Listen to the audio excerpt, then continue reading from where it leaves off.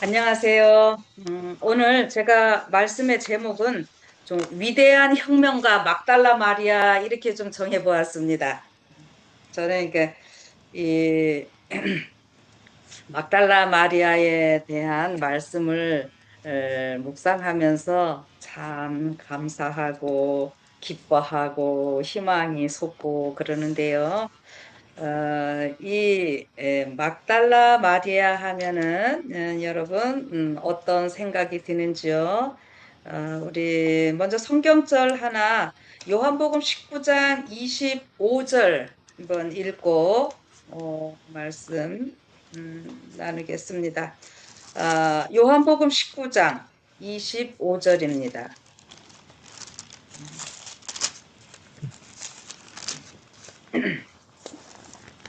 이, 읽을까요? 네네. 네. 예수께서 예수의 십자가 곁에는 그 어머니와 이모 글로바의 아내 마리아와 막달라 마리아가 섰는지라. 아멘. 예, 여기 이 막달라 마리아에 대한 이 이야기는 사복음서에 골고루 다 나오고 있습니다. 근데 지금 우리가 주제줄로 읽은 것은 이제 예수님이 십자가에 달리실 때에 그냥 우리가 일상적으로 말하는 12 제자들도 다 어떻게 했습니까? 도망갔습니다. 요한 같은 사람이 이제 멀찍이 있었고요. 그러한 가운데서도 그 십자가에 있는 데까지 끝까지 따라갔던 사람들을 성경에서 기록해 놓고 있는데 저는 그 사람들을 마리아 군단이라고 부르고 싶습니다. 그래서 여기 예수님의 그 모친 마리아 시작해갖고 여러 마리아를 몇 명 언급을 하죠. 여기 지금 요한복음에서 뭐 글로바의 아내 마리아라고 또 표현도 했고 또 다른 데서는 그 이모 또 이야기도 나오고 다 하는데 특별히 여기 마리아 막달라 마리아가 나오고 있습니다. 그래서 이 마리아 어떤 사람인지 좀 우리가 생각을 해보면은요.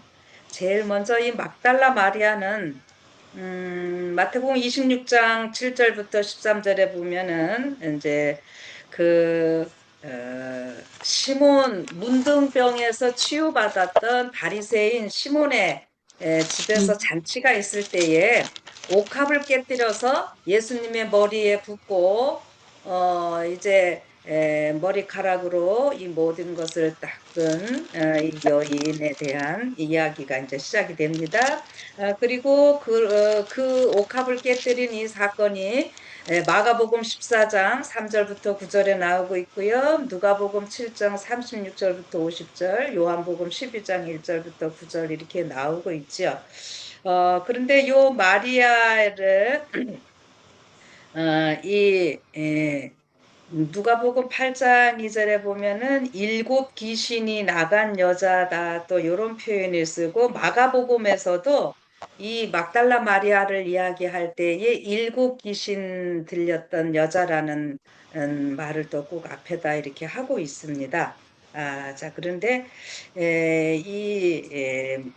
막달라 마리아가 예수님 승천하신 이후에 초대교회에 굉장히 큰 역할을 했던 것을 우리는 이제 좀 믿음의 눈으로 보았으면 하는 이런 바람에서 오늘 이 말씀을 좀 준비를 했습니다. 근데 마리아의 생애에 대해서 일곱 귀신 들렸던 이런 표현들은 지금 현대적으로 말하면은 요 시대 소망에 보면은 마리아가 그렇게 타락하게 됐던 동기가 그 시몬 있죠. 지금 문득병에서 고침받은 시몬이 이 마리아의 삼촌이 됩니다. 그런데 마리아의 삼촌이었던 시몬에게 사실은 성폭행 당했던 현대식 표현으로 하면은 그래서 시몬이 그렇게 죄를 짓게 한 이런 표현으로 이제 또 시대의 소망에 나오고 있죠. 그래서 굉장히 힘들어했던 이런 모습인데 그러한 여인이고 그다음에 이제 우리가 또 잘 아는 그 나사로의 이제 동생이 있었잖아요. 마리아와 마르다 이렇게 나오죠. 그래서 그 마리아랑 다 같은 마리아로 우리가 보고 있습니다. 그런데 이 일곱 귀신이 들렸을 때 그렇게 그 뭐 굉장히 큰 충격이었겠죠.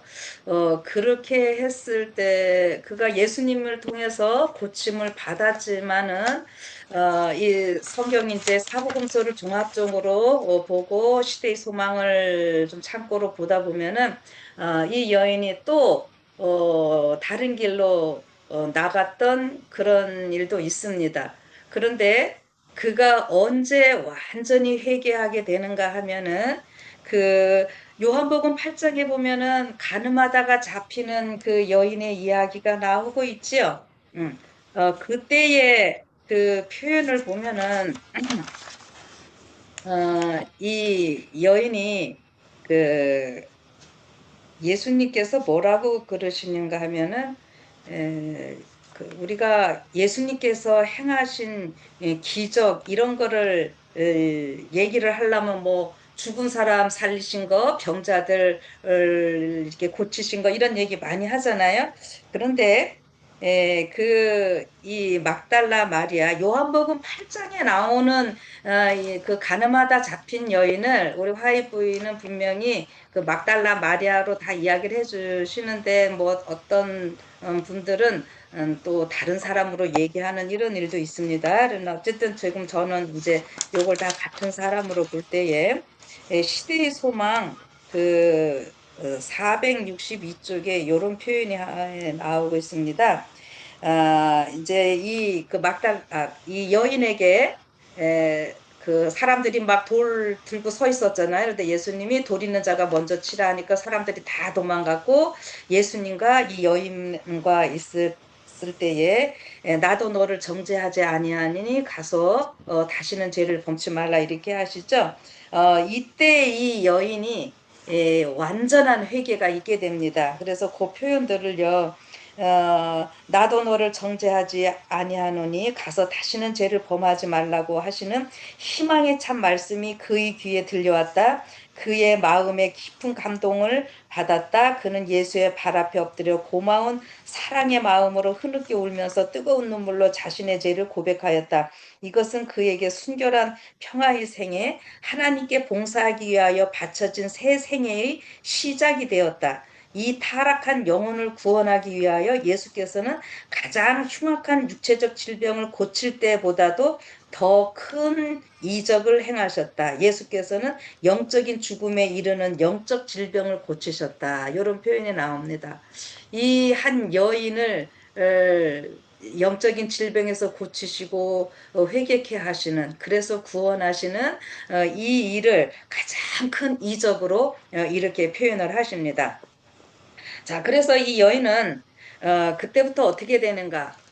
오직 예수님을 전적으로 따라다니는 이러한 여인이 됩니다. 그래서 이 여인이 어느 정도로 이 예수님의 그 수제자가 되는가 하면은요. 누가복음 10장 38절 보면은 예수님이 마리아의 집에 갔을 때 나사로의 집에 갔을 때그 마르다가 예수님을 위해서 그 음식 준비하는 이야기 나오잖아요. 그때 어떻게 합니까? 마리아가 예수님의 발 아래 앉아서 말씀을 듣더라 이렇게 나오고 있어요. 그렇죠? 그래서 마르다가 혼자 막 음식 준비하다가 이 예수님한테 동생이 나 좀 도와주게 해라 뭐 막 이렇게 얘기도 하고 그러는데 그 당시에요. 마리아가 예수님의 발 아래 앉아서 말씀을 듣는다고 하는 것은요, 굉장한 혁명이었습니다. 우리나라 조선시대 여자들이 함부로 나설 수 없는 그런 일이 우리나라도 있었잖아요. 다 모든 것이 남성 중심의 사회일 때에 여성들이 무엇인가를 한다고 하는 것은 굉장히 어려운 일입니다. 근데 지금 이 예수님 당시에도 그 여자들 사람 취급도 안 하고 막 이런 거 우리 잘 아시죠?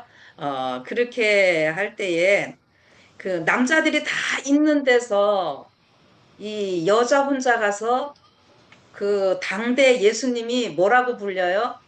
그냥 우리가 일반적으로 예수님이 사람들 많이 말씀 전하고 뭐 이런 거 당연히 알고 계시지만은 예수님을 일컬어서 랍비라고 부르지요. 그 당시에 또 랍비라고 부르는 사람들은 보통 사람들이 아니었거든요. 랍비 밑에서 교육을 받고 이렇게 하는 사람들은 거의 남자들이었고 또 율법 교육 이런 거를 받는 사람들은 한 집안에 마다들 있죠. 마다들이 또 특별히 그런 교육들을 받고 이랬다고 하는 거죠. 그러는데 이 여자인 마리아가 이렇게 예수님 이제 다른 제자들보다도 지금 제일 가깝게 앉았다라고 하는 소리잖아요. 그래서 이렇게 말씀을 듣는다고 하는 것은 그 당시로서는요 굉장한 혁명이었다라고 하는 것입니다. 획기적인 일이었어요. 그래서 뭐 성경에는 또 기록되어 있지 않지만은 이제 전승회나 이런 데 보면은 이 초기에 예수님 승천하신 이후에 초대 교회 때, 마리아를 일컬어서 이 막달라 마리아를 그냥 예수님의 단순한 제자가 아닌, 우리는 사도하면은 남자들만 사도라고 이제 우리는 일반적으로 말하지만은 이제 막달라 마리아도 그 사도로 불리는 이런 일들도 있었다고 하는데요. 아무튼 이 마리아가 이렇게 예수님의 그 치유받고 구원받고 그 예수님의 발 아래 앉아서 말씀을 열심히 들을 때에 그에게 어떤 일들이 일어났었는가 하는 거죠. 왜 오늘날 우리가 막달라 마리아를 이렇게 위대하게 생각하는가 하는 거예요. 저는 이 마지막 때에 이 마리아가 아까 나사로의 저기 형제니까 나사로의 형제들은 우리 보통 베단이라는 마을을 잘 알고 계시잖아요. 그런데 여기 막달라 마리아라고 하는 이런 표현은 이제 그 베다니 동네랑은 또 다른 곳입니다. 그러나 이제 막달라라고 하는 곳이 이제 갈릴리 호수 근처에 있던 이제 도시라고 이렇게 이야기를 하는데요. 이 성경에 지명 하나, 이름 하나가 또 굉장히 다 의미들이 깊이 있죠. 제가 지난 시간에 마리아의 그 의미가 쓰다라고 하는 얘기 잠깐 해드렸었죠. 이 히브리어식으로 표현을 하면 미리암이 이제 마리아입니다. 그 쓰다라고 하는 이런 의미를 갖고 있어요. 그런데 막달라라고 하는 것은 망대라고 하는 뜻입니다. 망대는 어떤 역할을 하죠? 적들이 이제 공격을 하는가, 적들이 뭐 침입해 오는가 이런 것들을 다 살피는 방어와 공격도 할 수 있도록 이렇게 그런 역할들을 하잖아요. 그래서 이 마리아를 막달라 마리아로 또 이렇게 표현하는 것에서도 여러분 각자가 좀 많은 뜻을 좀 찾아보시면은 좋을 것 같아요. 아무튼 이 막달라 마리아가 이렇게 예수님의 발 아래 앉아서 말씀을 잘 들음으로 인해서 그에게 어떤 축복이 있었고 어떤 일을 행했는가 하는 거예요. 그래서 우리 막달라 마리아 하면은 아까 옥합 깨뜨린 얘기 제일 먼저 했죠. 그 옥합을 깨뜨리는 이 행위가 얼마나 중요한 일이었고 왜 마리아가 했는지를 우리가 알 수 있습니다. 아, 요,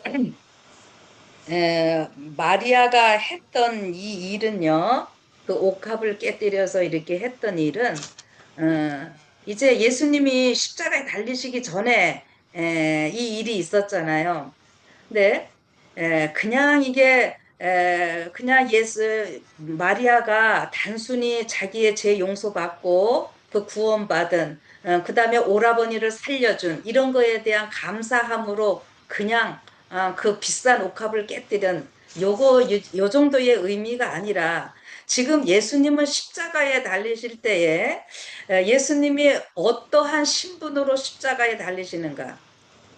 제사장의 신분으로 우리를 구원하기 위해서 죽으셔야만 하는 것입니다. 그런데 이 막달라 마리아가 옥합을 깨뜨려서 옥합이니까 이 향료지요, 기름이죠.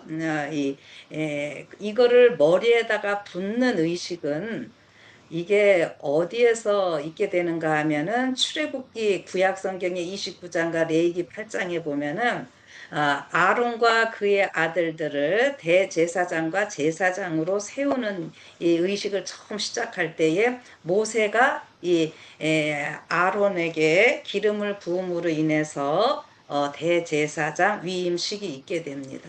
자, 그렇게 모세를 통해서 아론이 대제사장으로 임명을 받고 그의 아들들이 제사장으로 임명을 받으면서 이스라엘의 모든 일들이 시작이 되는데요. 그러면은요, 이것이 그냥 구약시대에 한 번 있었던 것이 아니라 예수님에게 그대로 또 적용이 돼야 되거든요. 그리고 오늘 우리에게 또 그 일이 있게 되는데요. 예수님이 제사장으로서 대제사, 우리가 지금 하늘에서 우리를 위해서 대제사장으로 중보하시고 이러는 거 잘 알잖아요. 그 예수님 이 땅에 그 대제사장으로 오셔서 우리의 죄를 대신해서 죽으셔야 하는데 지금 그 위임식을 누군가는 해줘야 되는 겁니다. 자, 그런데 지금 예수님이 제자들에게 뭐라 그럽니까? 내가 지금 며칠 후면은 3일 후면은 십자가에 달릴 것이다. 뭐 이런 얘기를 아무리 해도 제자들이 그런 거에 관심도 없었고 알아듣지도 못하고 이러는 상황이었어요. 그러나 누가 높으냐? 그냥 세상적인 예수님이 뭐 왕이 되는 줄 알고 이렇게 되는데 막달라 마리아는 평소에 이제 자기가 그 구원받은 그 이후에 예수님을 따라다니면서 언제나 말씀을 열심히 들었기 때문에 드디어 이 시몬의 집에서 잔치가 열릴 때에 예수님의 또 이야기 가운데서 이게 그거구나. 예수님이 말씀 가르칠 때 다 어떤 말씀을 가르칩니까? 예수님이 하신 말씀이 그냥 처음 하시는 말씀이 아니라 알고 보면 다 구약 모세오경을 설명하시는 내용들이거든요. 그래서 이 막달라 마리아는 갑자기 뛰어나가가지고 그 집에 가서 비싼 향유를 가지고 와서 이 예수님에게 붓는 이런 일들을 했지요. 그래서 이것이 굉장한 예수님께 칭찬을 받고 이러는 일이 있었는데 막달라 마리아가 예수님께 했던 이 행위는 예수님을 대제사장으로 이제 그 확인하는 하나의 의식이 되면서요. 예수님이 대제사장으로서 우리의 죄를 대신해서 죽으시는 그래서 장사하시는 이런 모든 것들을 다 표현하는 이러한 일이었다고 하는 거죠. 그래서 여기 막달라 마리아가 했던 일에 대해서 구주의 시신에 아, 이 아낌없이 부으려고 했었던 향기로운 선물을 그는 산 몸에 부은 것이다. 장사 때의 이 향기는 무덤에만 가득할 뿐이지만 지금 이 향기는 마리아의 믿음과 사랑의 보증으로서 예수의 마음을 기쁘게 하였다. 이렇게 이야기를 하고 있고요. 시대의 소망 583쪽입니다. 여기 마리아는 예수께서 그의 헌신을 의식하실 때에 구주께 대한 사랑을 쏟음으로 그의 장사를 위하여 기름을 부었던 것이다. 그리하여 예수께서는 당신이 받으실 큰 시련의 어두움으로 내려가실 때에 당신이 구속하신 자들에게서 받으시게 될 열렬한 사랑에서 우러나온 그 행위에 대한 기억을 간직하고 가셨다. 이런 표현들이 나옵니다. 그래서 이제 다 읽지는 않지만 제가 또 좀 건너뛰어서 읽으면은요. 이 마리아가 했던 이 행동이요. 마리아도 이것을 하는 것을 어렴풋이 깨닫고 하지만서도 또 100%는 다 못 깨달았다는 거예요. 이게 지금 엄청난 행위를 하는 거였거든요. 예수님이 그 12제자들도 지금 모르고 못 알아듣고 이러는 상황이었어요. 그런데 이것을 깨닫게 한 분이 누군가 하면 바로 성령이라고 하는 거예요. 그래서 여기 이렇게 나옵니다. 마리아는 자기의 사랑의 행위의 의미를 충분히 깨닫지 못하였다. 지금 마리아가 그 옥합을 깨뜨려서 예수님 머리에 그 향유를 붓지 아니하면요. 예수님이 대제사장으로서 죽으시고 하는 이 의식을 행하실 수가 없는 거예요.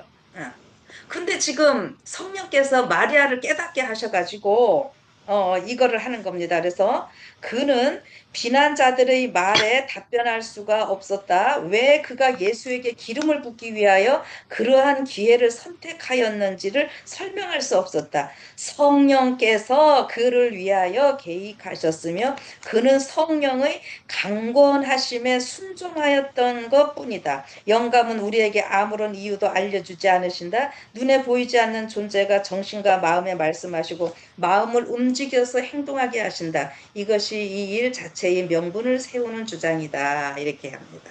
그래서 아무튼 지금 이 옥합을 깨뜨린 거 여기 분명히 기름을 붓는 이 의식으로 여기를 얘기를 해주시면서 이것은 어떻게 했다고요? 성령께서 강권하심으로 이 마리아가 이러한 일을 하였고 마리아는 순종을 하였는데 이러한 모든 일들이 어떻게 다 연결이 되는 거예요? 평소에 예수님의 말씀에 그 기꺼이 그 말씀을 즐겨 듣고 어떤 남자 제자들보다도 그 예수님의 말씀을 사모하여 예수님께 가까이 나아갔고, 또 그 말씀을 깊이 이렇게 사모하는 이 마리아는 어떻게 된 거예요? 이 모든 것을 성령을 통하여 깨닫게 됨으로 인해서 마리아가 이런 엄청난 일을 행할 수 있었다라고 하는 것입니다. 그래서 예수님의 사역은 뭐예요? 우리 인류를 위해서 죄를 대신해서 죽으셔야 하시고 그 다음에 부활하셔야 되는 거잖아요. 그래서 이게 죽으시는 이것을 준비하도록 한 것이 누구냐면은 이 막달라 마리아입니다. 네. 우리 보통 막달라 마리아 할 때 예수님의 부활을 제일 먼저 알게 해준 이 이야기들은 많이 하셔요. 근데 예수님을 죽을 수 있도록 우리를 구속사역을 시작할 수 있도록 준비시킨 사람도 마리아였고요. 또 이제 우리가 잘 아시는 바대로 예수님이 죽으셨다 부활하셨을 때 어떻게 해요? 제일 먼저 이 다른 제자들이 아니라 예수님이 마리아에게 보이시면서 내가 부활한 것을 다른 사람에게 제자들에게 가서 다 알리라고 이렇게 이야기를 하죠. 근데 그 사이에 어떻게 해요? 요렇게 지금 옥합을 깨뜨리는 이런 헌신을 이런 위임식을 하고 아까 이제 제일 첫 번에 우리가 요한복음 19장 그 25절 읽었잖아요.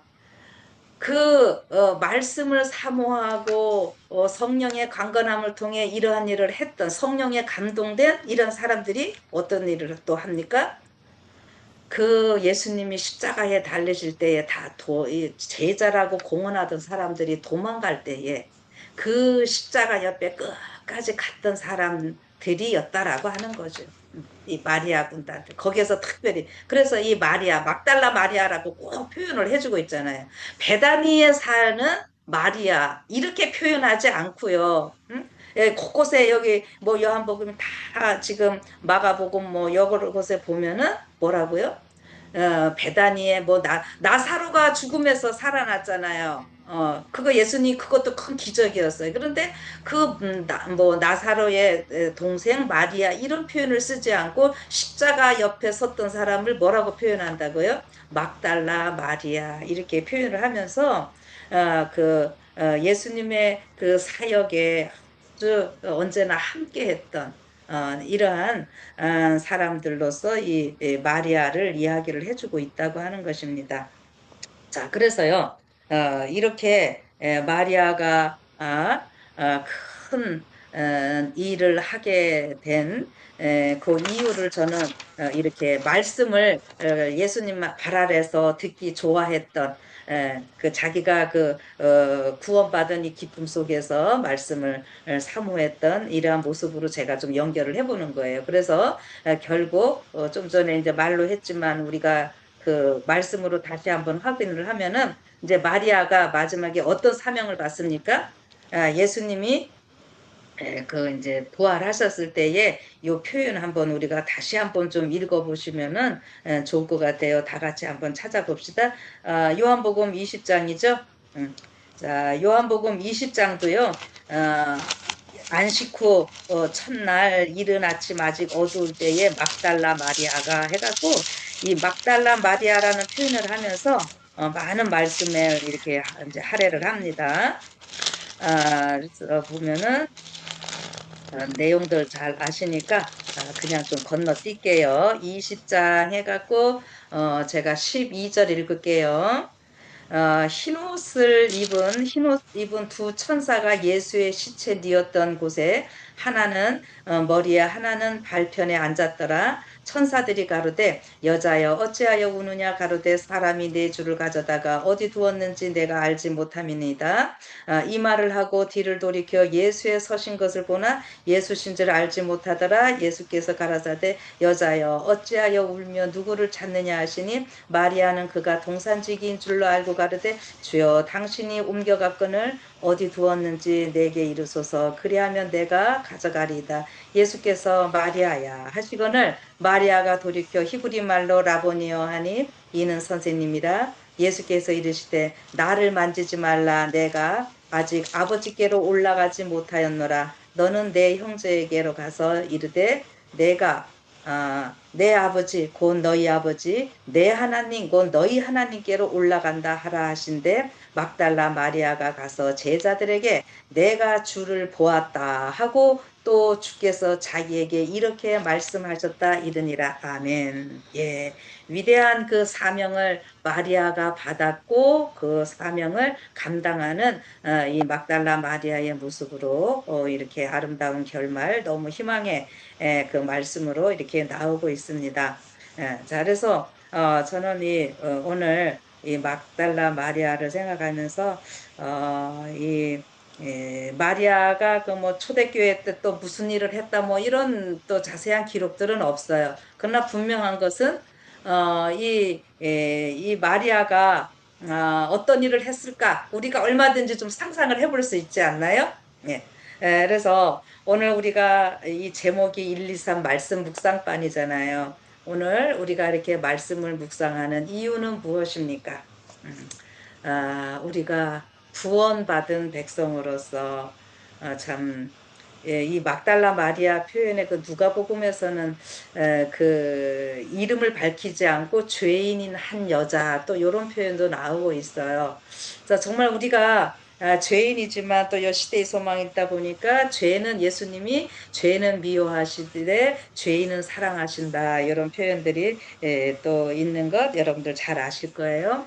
오늘 우리가 다 죄인이었는데 우리가 예수님으로 인해서 구원받은 백성이 되었고 그래서 그 은혜가 감사해서 저희들이 이렇게 말씀을 묵상하고 있는 것 아니겠습니까? 이런 말씀을 묵상할 때에 저는 또 이 막달라 마리아처럼 미처 다른 사람이 깨닫지 못하는 그러한 귀한 말씀들 성령께서 우리 각자에게 깨닫게 해주실 것이고 또한 이 말씀을 전하는 데 있어서 우리 각자를 또 담대하게 해주실 것을 믿습니다. 초대교회에 이렇게 막달라 마리아가 쓰임을 받았다면은 이제 마지막 이 시대에 우리가 어떠한 사람이 되어야 될까? 제가 아까 제목을 뭐라 그랬습니까? 위대한 혁명가 막달라 마리아 이렇게 말씀을 드렸잖아요. 오늘 이 시대에 우리가 남녀노소를 물론하고 하나님께서 다 성령을 늦은 빛 성령을 부어주셔서 이 마지막 사명을 감당하게 하시겠다고 하셨잖아요. 그렇다면 그러한 사람은 어떠한 사람인가? 하나님의 말씀을 묵상하는 자들, 예수의 발 앞에 앉기를 즐겨하는 자들. 그래서 오늘 우리를 하나님께서 또 귀히 보시고 우리를 이 시대의 가장 위대한 일꾼으로 써주실 것을 저는 확신합니다. 우리의 삶이 지금 이런저런 각자 형편들이 다르고 또 어려운 일들이 많이 있습니다. 우리 지난번에 그러셨죠, 엄장님도. 말을 못하지만은 다 어려움들이 우리가 있을 것이라고요.